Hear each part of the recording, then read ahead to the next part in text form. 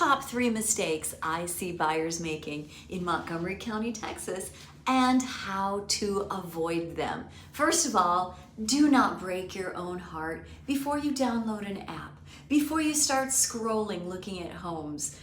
Get yourself pre-approved. Find a lender that you can trust who will get into your finances. I know it's so vulnerable to open up your budget and say, hey, this is what we spend money on. Here's our debt to income ratio. It's a very vulnerable place, but you want to know the truth, right? You're going to answer questions like, what debt do you have? What's your monthly payment goal going to be? Like, what's a payment you feel comfortable with? That way you are not breaking your own heart. Why would you look at a house that you cannot afford? And it's good to know what your buying power is. So get pre-approved with a lender that you know and trust. I have a few that I work with. I'd be happy to share their contact info with you.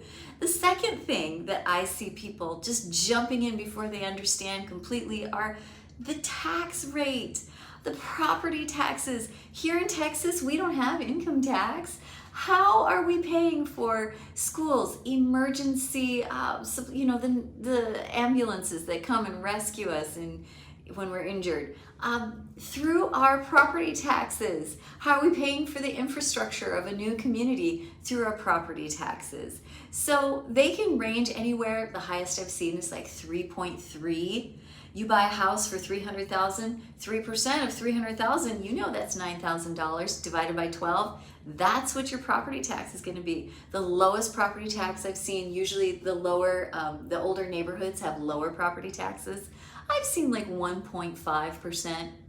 Those are for pre-owned homes. So understand your buying power, understand property taxes.